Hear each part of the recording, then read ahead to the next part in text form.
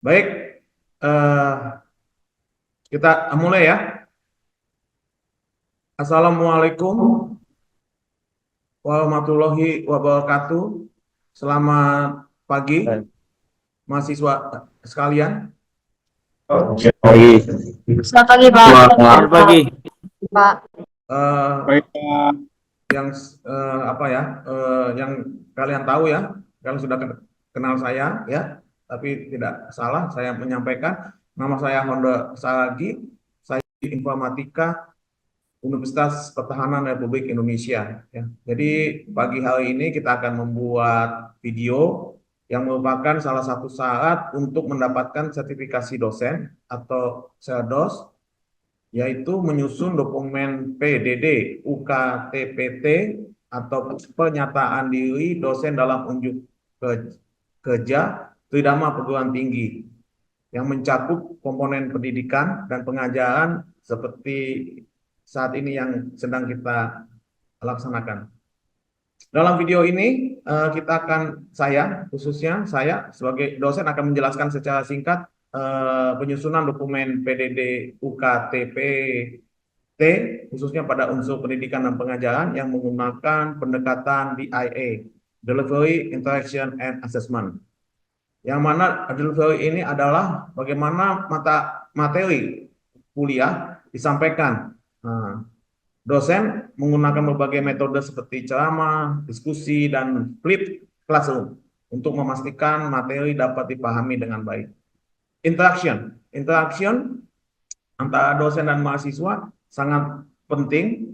Saya mendorong kalian untuk aktif baik melalui diskusi di kelas maupun di platform online ya nantinya, agar kalian tidak hanya menerima informasi tetapi juga terlibat dalam proses belajar. Dan yang terakhir, kita akan melaksanakan asesmen, yaitu penilaian dilakukan untuk mengukur pemahaman kalian terhadap materi yang disampaikan.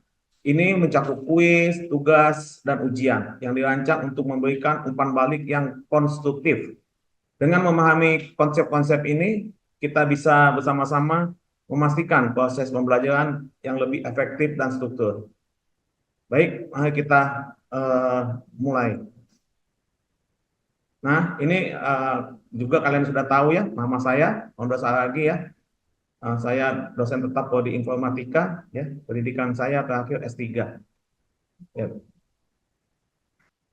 Nah, pada kesempatan kali ini saya akan menjelaskan secara singkat mengenai mata kuliah yang akan kita pelajari bersama selama 1 semester ini ya. Jadi deskripsi mata kuliah namanya Sistem Informasi Manajemen atau SIM yang kita kenal dengan kode mata kuliah INF 304TE-2D ya. Jumlah SKS-nya 2, program studi informatika, dan kita lakukan pada semester 2. Ya. Mata kuliah Sistem Informasi Manajemen atau yang sering disingkat SIM memberikan pemahaman tentang konsep dasar SIM ya. Peranan teknologi informasi dalam keunggulan bersaing perusahaan, juga strategi manajemen perusahaan yang berfokus pada masa depan, aplikasi total quality management atau TQM dalam manajemen perusahaan, serta implementasi dan audit sistem informasi dan teknologi informasi. Ya, baik, kita lanjut. Adapun ada 4 ya, ada 4 capaian pembelajaran utama yang kita capai, yang ingin kita capai dalam mata kuliah ini. Ya, 1, menguasai konsep dan ruang lingkup SIM. Kedua, mampu menunjukkan sikap bertanggung jawab atas pekerjaan atau tugas yang diberikan. 3, mampu mengambil keputusan secara tepat dalam konteks penyelesaian tugas mandiri atau kelompok. 4, mampu berinovasi dan berkreasi untuk menghasilkan rancangan bisnis atau produk berbasis teknologi.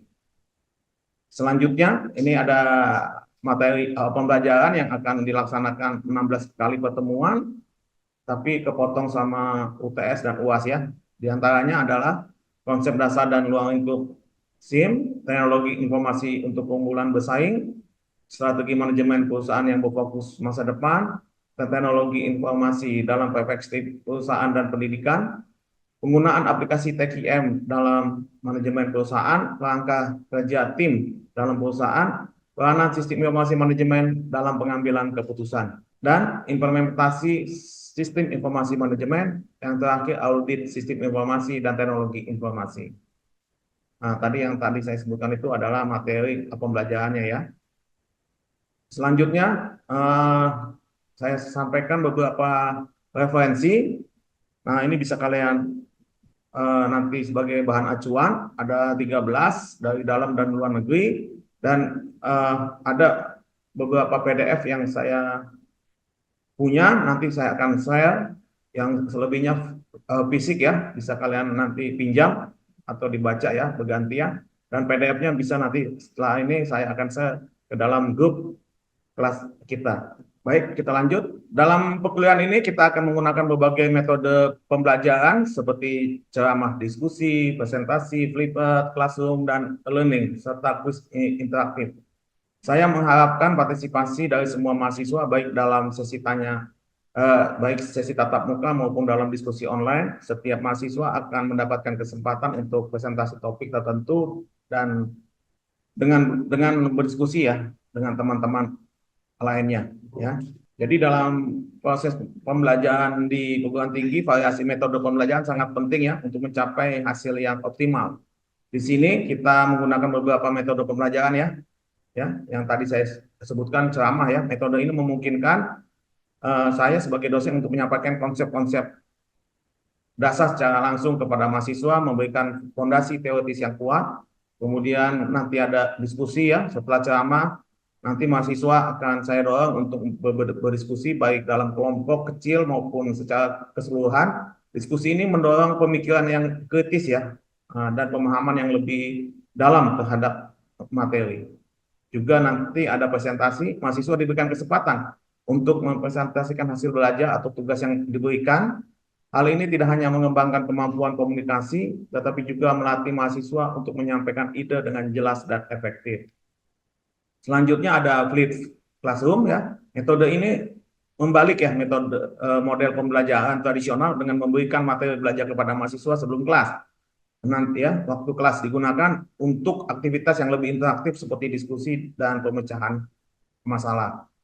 Kemudian e-learning ya, pembelajaran digital atau e-learning memungkinkan mahasiswa untuk mengakses materi pembelajaran secara online baik dalam bentuk video, artikel, dan modul interaktif. Ini memberikan fleksibilitas bagi mahasiswa untuk belajar kapan saja dan di mana saja. Yang terakhir ya, yang keenam, kuis interaktif untuk mengukur pemahaman mahasiswa secara real time ya. Kuis interaktif seringkali digunakan. Ini tidak hanya menilai pengetahuan mahasiswa, tetapi juga membuat pembelajaran lebih dinamis dan menarik ya. Jadi partisipasi aktif dari mahasiswa sangat diharapkan dalam setiap metode yang diterapkan dalam sesi tatap muka ya, baik offline dan online. Partisipasi ini bisa berupa pertanyaan, komentar, atau kontribusi dalam diskusi. Ya, sedangkan dalam platform e-learning nanti partisipasi dapat diwujudkan melalui diskusi online, menyelesaikan tugas tepat waktu dan aktif di dalam forum. Mahasiswa yang aktif berpartisipasi cenderung memiliki pemahaman yang lebih baik terhadap materi dan juga lebih siap untuk menerapkan pengetahuan tersebut dalam situasi nyata. Kita lanjut. Nah, ini kita evaluasi. Untuk evaluasi dan penilaian, kita akan menggunakan beberapa metode seperti kuis, presentasi tugas, dan partisipasi kelas. Bobot penilaian adalah sebagai berikut: kuis 10%, presentasi 10%, tugas dan partisipasi 10%, UTS 30%, dan UAS 40%. Saya berharap kalian dapat aktif dan berkontribusi dalam setiap sesi pembelajaran. Baik. Demikian penjelasan singkat saya mengenai mata kuliah Sistem Informasi Manajemen. Saya berharap kita semua bisa bekerja sama dengan baik untuk mencapai hasil yang maksimal. Jika ada pertanyaan, jangan ragu ya untuk menghubungi saya melalui email atau selama sesi pembelajaran. Terima kasih atas perhatiannya dan sampai jumpa di kelas. Wassalamualaikum warahmatullahi wabarakatuh. Assalamualaikum warahmatullahi wabarakatuh. Selamat datang para mahasiswa di sesi pembelajaran mata kuliah Sistem Informasi Manajemen. Pada video kali ini kita akan mempelajari topik tentang konsep dasar dan ruang lingkup Sistem Informasi Manajemen. Ya, sebelum kita mulai tentang Sistem Informasi Manajemen itu, saya akan beri pengantar atau ice breaking ya. Ada 2 video sebelum memulainya. akan saya setelkan ya. Sebentar saya stop screen dulu ya. Baik, Kadek mahasiswa, kita akan menonton video pengantar sebelum kita memasuki materi inti. Selamat menyaksikan.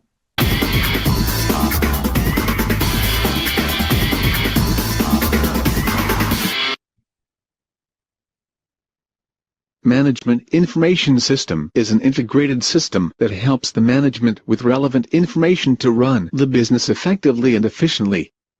The core aim is to make raw data into useful information that helps in managerial decision-making. That being said, the functions of an MIS are data capturing, data storage, data processing, data and information distribution, prediction or forecasting, planning and control. Data capturing is the process of gathering data from various sources. This includes the following: customer touchpoints like stores and e-commerce sites, mobile shopping, self-checkout, etc. Output of one or more systems like sales, finance, market analysis, operations, etc., and from digital and social media sites. All data thus collected is stored in database or in data files. This data is also stored in various storage media like hard drives, DVD, etc. Cloud-based applications store data on virtual servers. Converting raw data into meaningful information is what experts call as data processing. This is an important function of MIS, as information is the core necessity for achieving competitive advantage. Distribution of the right information to the right person at the right time is termed as information distribution.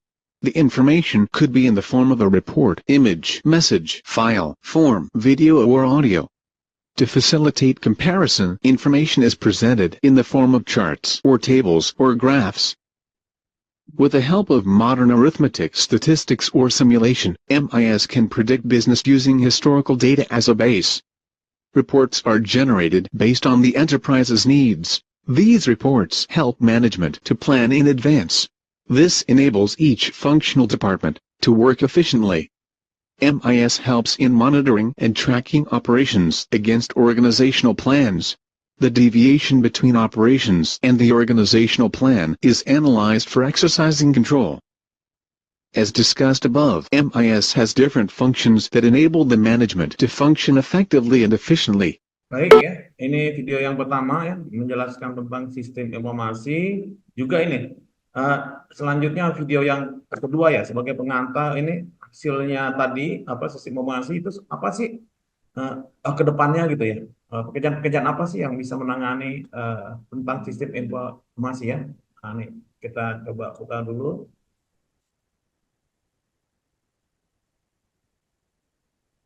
Bentar ya, saya coba kita klik menerjemahkan ke dalam bahasa Indonesia ya, supaya lebih bisa diinikan ke.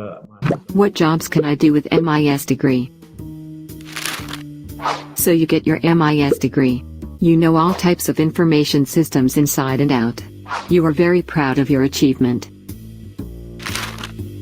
Now the questions are, what can I do with an MIS degree? What kind of job to look for? Which career path is right for me? To answer these job-related questions, we will need to find out, to build an information system, what jobs are needed.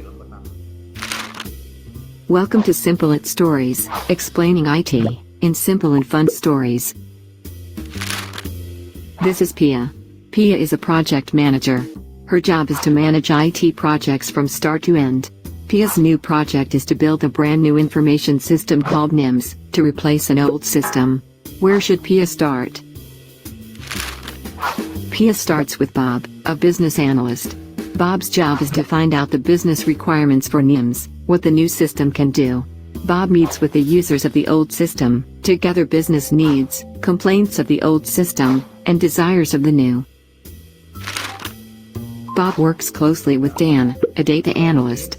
Dan's job is to find out the data requirements for NIMS, the data to be processed, and the information to be generated. Check out my video explaining data versus information. After working with Bob and Dan, Pia brings the requirements to Ava, the application engineer. Based on the requirements, Ava designs and develops the application, NIMS. Ava works closely with Sophie, the software engineer, who helps Ava with code development. Check out my video explaining application versus software. The development is done. It is time for deployment. Pia invites Seth, the system admin, to help with the setup. The admin's job is to build the right infrastructure for NIMS to run. There is still more job to do for the release. Pia works with the testing team for quality control and technical support to prepare for production. Day 1, the release time. Business users are happy with NIMS, the new information system. They thank Pia and the NIMS team for doing their job so well.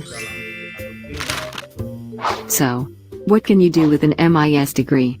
You can do so many things. What kind of job to look for? Which job plays to your strengths? How to find your career path. You may start with an entry-level job as a new graduate. Simply do a good job, be curious, and discover about yourself. You will surely find the right career path for you. Simple. You never know, one day you may become a CIO. Hi, I'm Della. I help you understand the IT profession. Subscribe to Simply It Stories. Dengan film ini kalian mendapatkan Application versus software engineer, what difference? Which work right for me?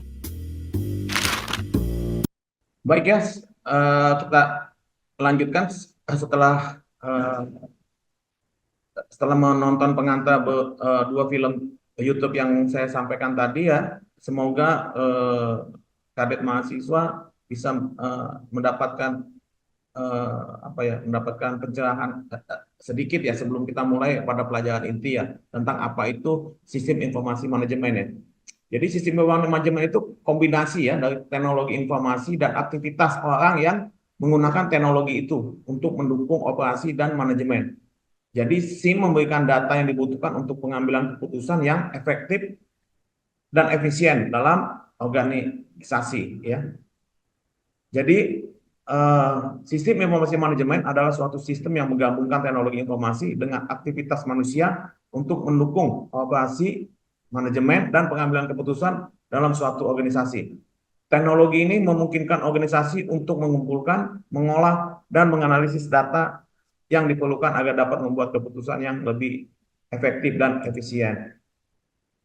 Ya, jadi fungsi sistem informasi manajemen adalah ya satu itu mengumpulkan data ya. Jadi sistem mengumpulkan data dari berbagai sumber termasuk internal seperti laporan keuangan, eksternal seperti analisis pasar ya. Poin kedua kemudian pengolahan data ya. Jadi setelah data dikumpulkan, sistem informasi manajemen mengolah data ini menjadi informasi yang berguna melalui analisis, perhitungan, dan pemodelan. Setelah diolah, disimpan ya. Jadi penyimpanan data ya, SIM juga menyimpan data dan informasi sehingga dapat diakses dan digunakan ketika dibutuhkan. Nah, setelah disimpan, maka tahap terakhir adalah pendistribusian informasi. Jadi SIM menyebarluaskan informasi kepada pihak-pihak yang memerlukan dalam organisasi untuk membantu dalam pengambilan keputusan. Jadi manfaat SIM ya. Satu itu untuk pengambilan keputusan yang lebih baik ya, dengan informasi yang akurat dan tepat waktu, pengelola organisasi dapat membuat keputusan yang lebih baik. Kedua, efisiensi operasional ya. SIM memungkinkan otomatisasi ya proses bisnis sehingga meningkatkan efisiensi operasional. Ketiga, koordinasi yang lebih baik ya. SIM dapat membantu dalam koordinasi antar departemen dalam organisasi melalui penyediaan informasi yang konsisten dan mudah diakses. Ya. Terakhir, pemantauan dan pengendalian, organisasi dapat memantau kinerja dan memastikan bahwa tujuan organisasi tercapai. Lanjut. Kemudian, contoh penggunaan sistem informasi manajemen apa aja tuh? Ya, kita ketahui bersama juga ya, mungkin kalian juga sudah mengetahuinya juga ya, pernah melihat. Ya, contoh sistem informasi keuangan ya, mengelola transaksi keuangan dan menghasilkan laporan keuangan yang akurat. Juga sistem informasi sumber daya manusia ya, contoh mengelola data karyawan, gaji dan kinerja. Juga sistem informasi pemasaran, contohnya menganalisis data pasar untuk mendukung strategi pemasarannya. Dengan menerapkan sistem informasi manajemen ini, organisasi dapat meningkatkan produktivitas, efektivitas, dan daya saing mereka di pasar. Ya. Jadi selanjutnya, permasalahan dalam sistem informasi manajemen atau SIM dapat bervariasi ya, tergantung pada konteks organisasi, teknologi yang digunakan, dan cara manajemen mengelola sistem tersebut. Berikut adalah beberapa permasalahan umum yang sering muncul dalam implementasi dan pengelolaan sistem informasi. Ya, pertama, integrasi sistem ya. Banyak organisasi memiliki berbagai sistem informasi yang berbeda, misal sistem keuangan, sistem inventaris, dan sistem SDM yang tidak selalu terintegrasi dengan baik. Hal ini dapat menyebabkan kesulitan dalam berbagi data dan informasi antar departemen. Lanjut, keamanan data. Pelindungan terhadap data sensitif merupakan tantangan besar. SIM seringkali menyimpan informasi yang sangat penting seperti data pelanggan, informasi keuangan, dan data strategis. Jika tidak dikelola dengan baik, data ini rentan terhadap ancaman keamanan seperti peretasan, pencurian data, dan serangan cyber. Ketiga, ketergantungan pada teknologi. Banyak organisasi menjadi sangat tergantung pada SIM mereka, yang berarti setiap kegagalan sistem atau masalah teknis dapat mengakibatkan gangguan besar dalam operasi bisnis. Juga berkaitan dengan biaya implementasi dan pemeliharaan. Implementasi dan pemeliharaan SIM seringkali memerlukan investasi yang signifikan. Ini mencakup biaya perangkat keras, perangkat lunak, pelatihan staf, dan pemeliharaan berkelanjutan. Kurangnya anggaran dan atau pengelolaan biaya yang buruk dapat menjadi masalah serius. Kelima, kesalahan data atau data integrity issue. Ya, kesalahan dalam pengelolaan atau entry data dapat menyebabkan informasi yang tidak akurat atau menyesatkan dalam SIM yang pada gilirannya dapat berdampak negatif pada pengambilan keputusan. Keenam, kompleksitas dan perubahan sistem. Seiring dengan perkembangan teknologi dan kebutuhan bisnis, sistem informasi harus terus diperbaharui dan disesuaikan. Namun perubahan ini seringkali rumit, dapat mengganggu operasi sehari-hari. Juga kurangnya dukungan dari manajemen. Dukungan yang tidak memadai dari pihak manajemen dapat menghambat keberhasilan implementasi dan penggunaan SIM. Manajemen yang tidak sepenuhnya memahami atau mendukung sistem dapat menyebabkan kurangnya sumber daya atau komitmen yang diperlukan. Kedelapan, penerimaan pengguna atau user adoption. SIM yang dirancang dengan baik bisa gagal jika pengguna akhirnya tidak menerimanya atau enggan menggunakannya. Ini bisa terjadi karena kurangnya pelatihan, resistensi terhadap perubahan, atau antarmuka pengguna yang tidak ramah. Penyelarasan dengan strategi bisnis. SIM harus selaras dengan tujuan dan strategi bisnis secara keseluruhan. Ketidakseimbangan antara SIM dan strategi bisnis dapat mengakibatkan penggunaan sistem yang tidak efektif, bahkan merugikan organisasi. Yang terakhir, manajemen proyek yang buruk. Pengelolaan proyek implementasi SIM yang tidak efisien dapat menyebabkan keterlambatan, anggaran yang membengkak, dan hasil yang tidak sesuai dengan harapan.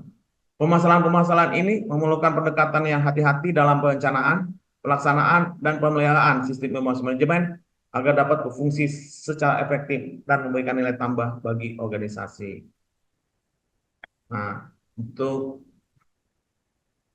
yang terakhir ini kita bahasannya, mengapa sih alasan mengapa SIM sangat penting ya. Jadi SIM ini adalah komponen kunci dalam operasional dan strategi organisasi modern. Berikut beberapa alasan mengapa SIM sangat penting.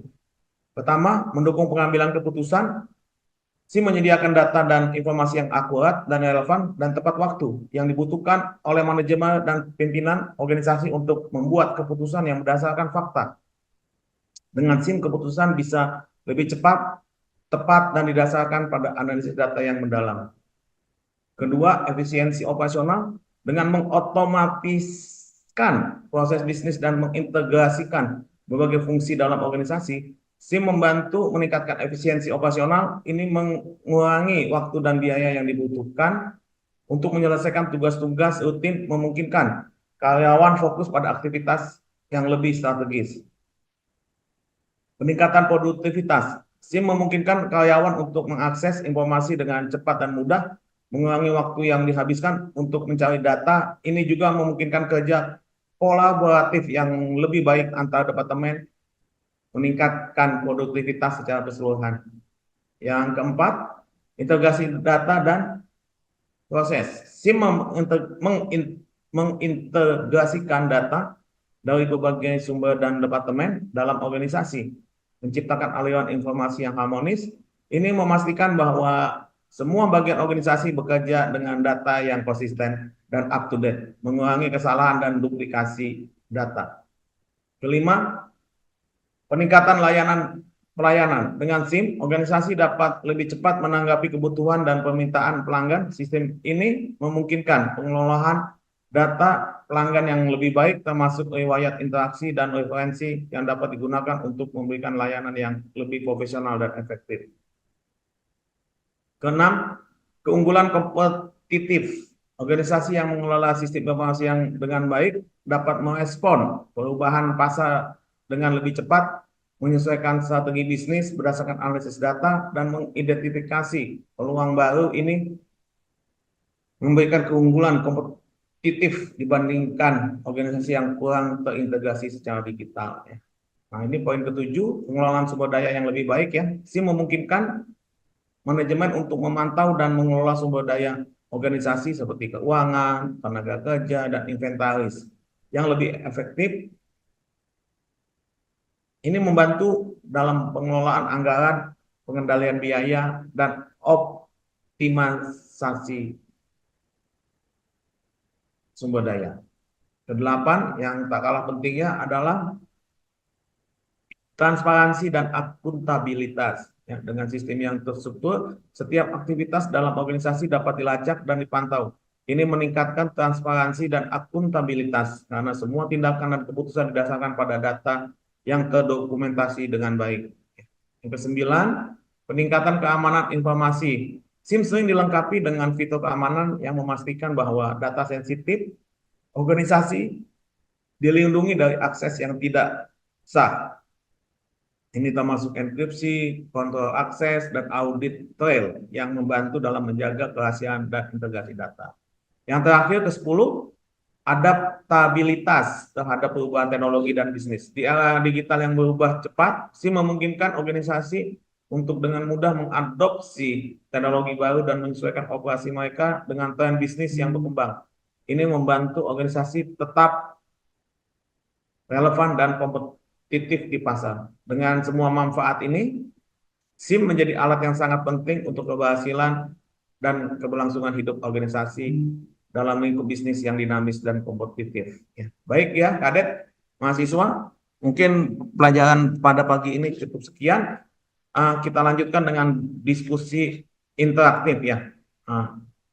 Sekarang kita lanjutkan dengan diskusi interaktif ya, berdasarkan pemahaman kalian tentang konsep dasar SIM. Bagaimana kalian melihat peran teknologi informasi dalam meningkatkan efisiensi dan efektivitas dalam suatu organisasi?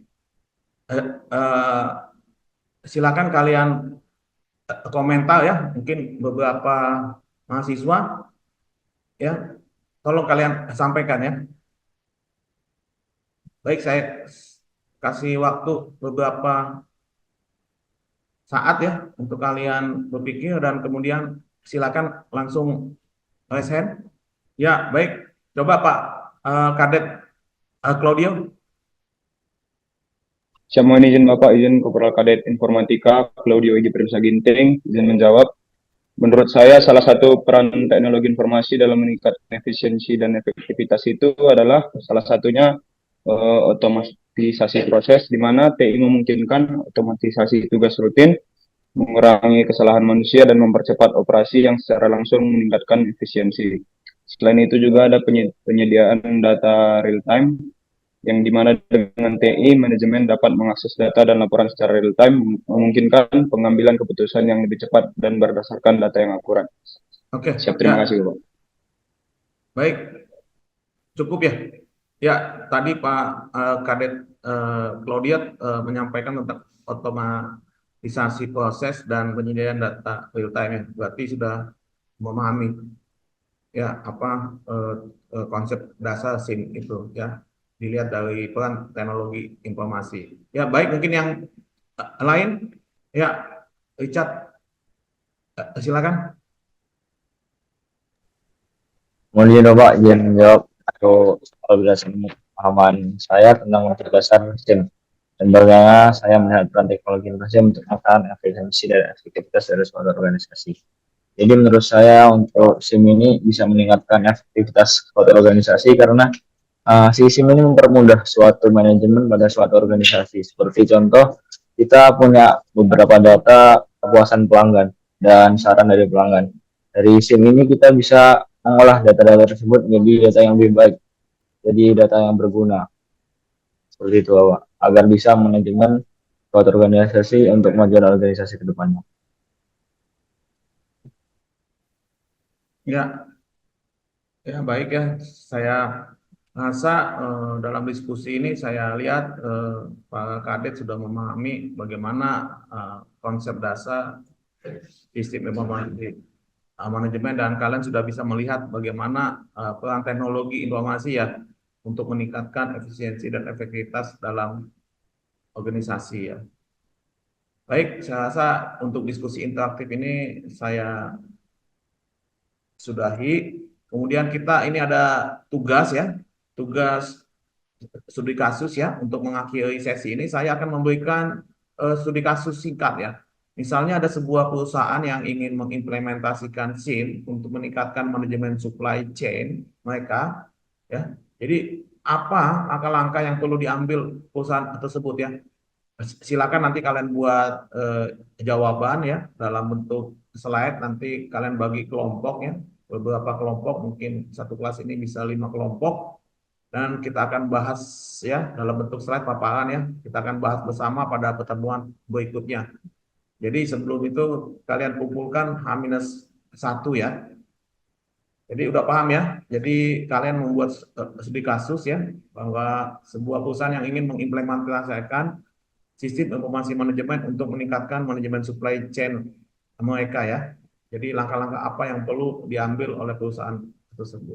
Nah, untuk evaluasinya saya sudah membuat kuis ya, ada soal pilihan berganda. Saya ingin tahu kemampuan daya serap kalian ya. Saya ini menggunakan platform seperti Kahoot ya, yang secara real time dapat menilai kemampuan kalian dan daya serap kalian selama perkuliahan tadi ya. Oke. Sebentar saya share screen Kahoot-nya. Kita start ya. Baik, kadet mahasiswa sekalian, untuk apa? Untuk mengevaluasi daya serap kalian selama pembelajaran sebelumnya, saya ingin tahu ya. Sebentar ya. Loading. Baik. Silakan Kadet bermain ya, sambil ini kita difasilitasi oleh internet, oleh multimedia ya, secara gratis ya. Sudah masuk beberapa mahasiswa.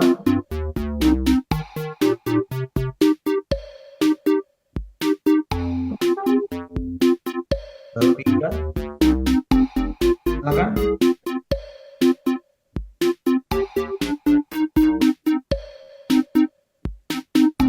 Ya.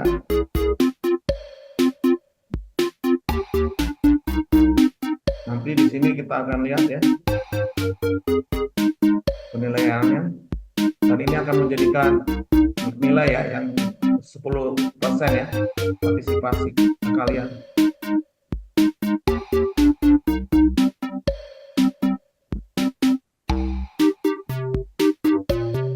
Masih Dari berapa? 1, 2, bingung semua.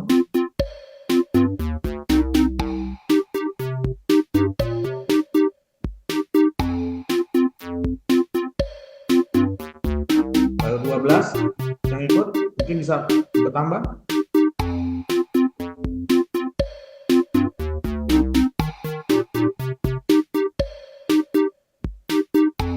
Tiga belas ya, baik.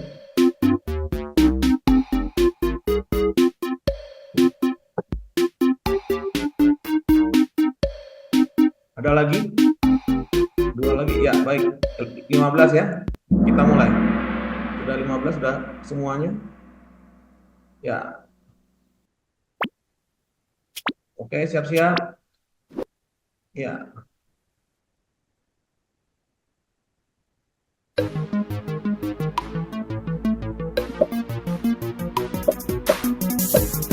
Silakan.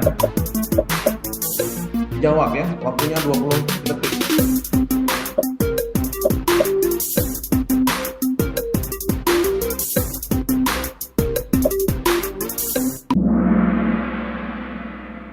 Baik. Dari yang jawab 11 ya. Ya.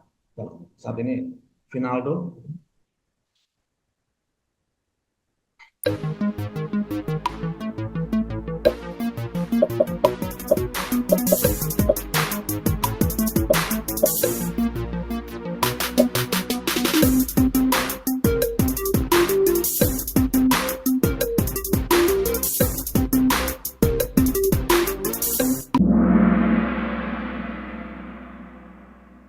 Ya, masih ada yang salah?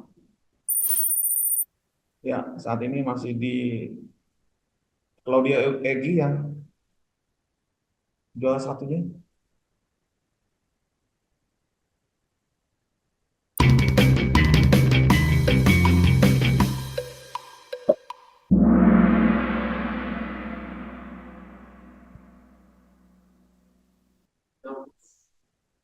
Oh, langsung ketutup ya?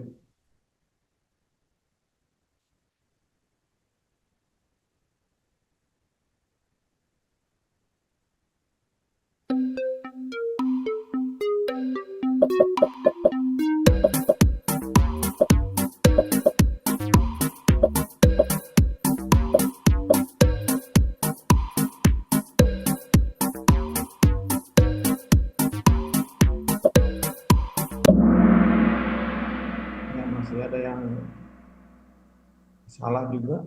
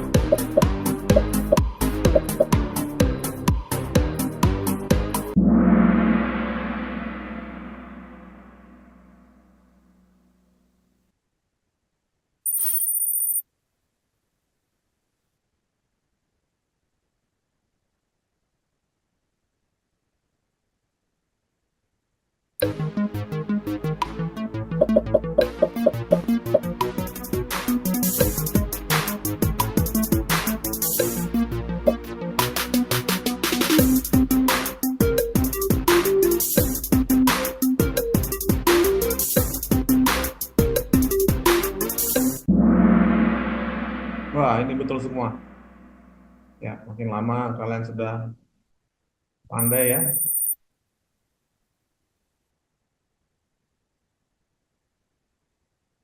Ya, soal ketujuh.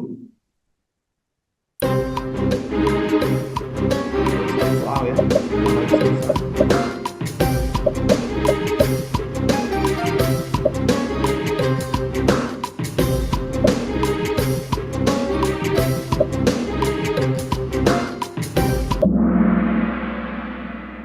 Masih ada juga yang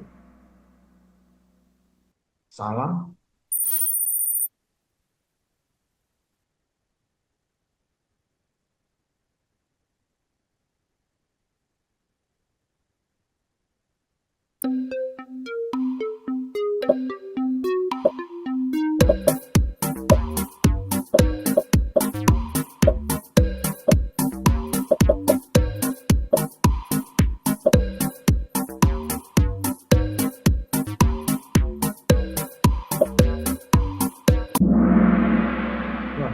jawabannya beragam.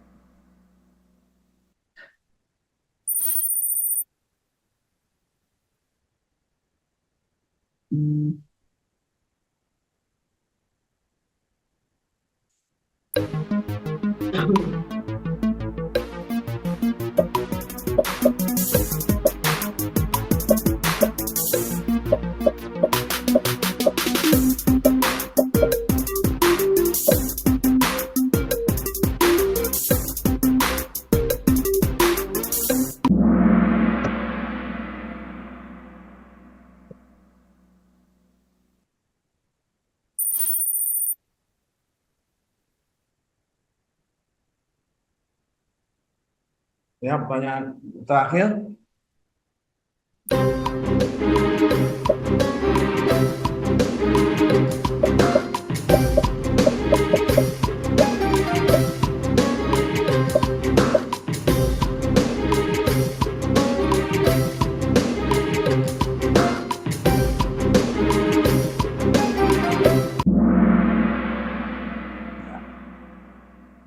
Baik, ada juga yang beberapa jawabannya. Ya, jadi pemenangnya adalah Andi. Andi siapa? Tepuk tangan buat Andi. Ya, baik ya. Terima kasih banyak untuk pelaksanaannya pada pagi hari ini. Andi sebagai pemenang ya. Nanti saya kasih apa ya? Kasih hadiah apa? Pemain kali ya. Baik, kita kembali lagi ke slide.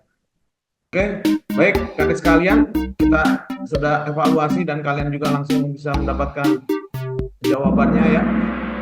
Baik, setelah ini kita sudahi ya. Demikian sesi pembelajaran kita hari ini. Terima kasih atas partisipasi aktif kalian. Jangan lupa untuk membaca materi selanjutnya dan siapkan pertanyaan untuk diskusi kita di pertemuan berikutnya. Dan jangan lupa tugas ya, tugas studi kasusnya. Baik. Wassalamualaikum warahmatullahi wabarakatuh. Selamat siang, sampai berjumpa minggu depan. Selesai.